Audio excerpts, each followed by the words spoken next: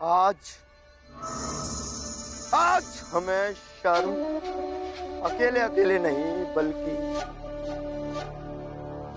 एक समूह के रूप में आनी चाहिए। आज एक पूरा समाज अपमानित हुआ है। इसका प्रतीक है ये कारेख जो मैंने अपने और तुम सबके चेहरों पर लगाई है। अब समय आ गया है कि एक दूसरे से ऊपर उठकर इस समाज को बचाने की जिम्मेदारी लेनी होगी। इस समाज की प्रतिष्ठा को बचाने की जिम्मेदारी लेनी होगी। और जब हम इस समाज की प्रतिष्ठा को बचा लेंगे तब ये काले कपड़े मुंह से हटाएंगे।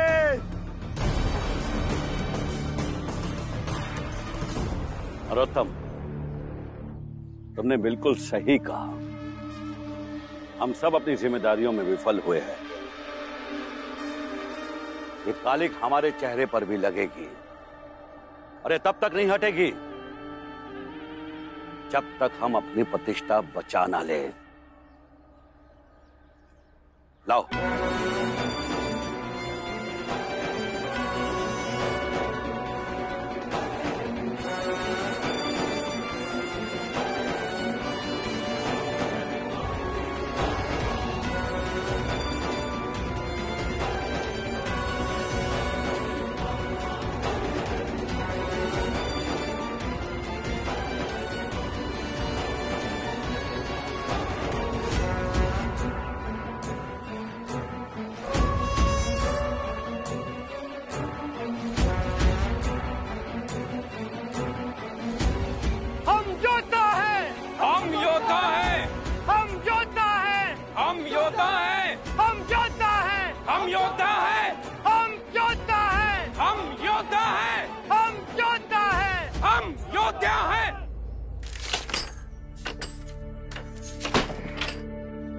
क्या हुआ?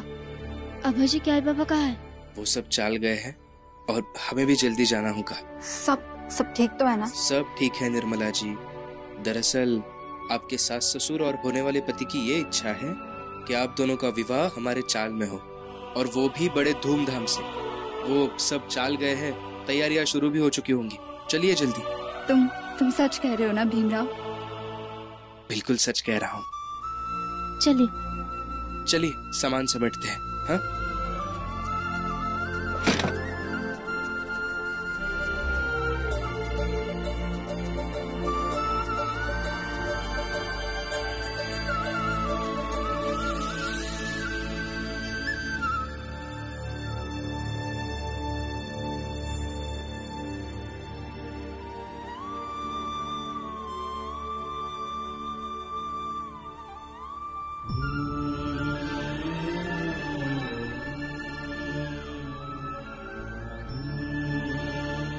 भीम, तुम इस घर को क्यों प्रणाम कर रहे हो?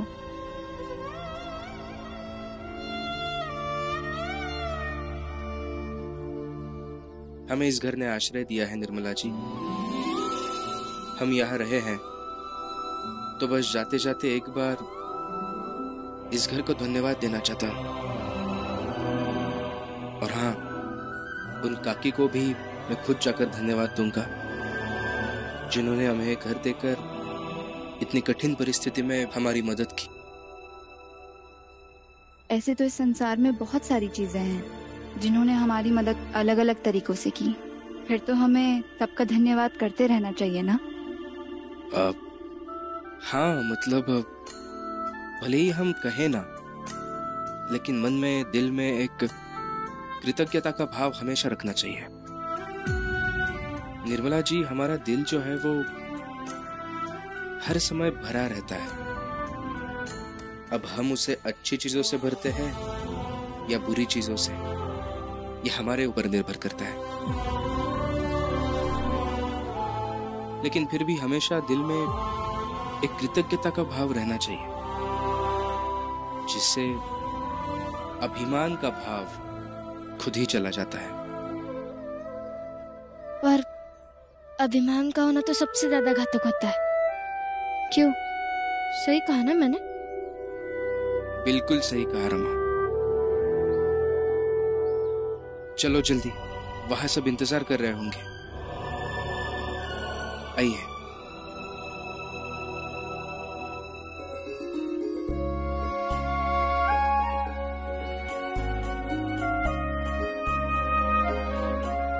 राम जी, मैं अपने बेटे की शादी के लिए कोई भी कसम नहीं छोड़ना चाहता हूं। जाओ बेटा, जाओ अंदर बैठो, आराम करो। अभय,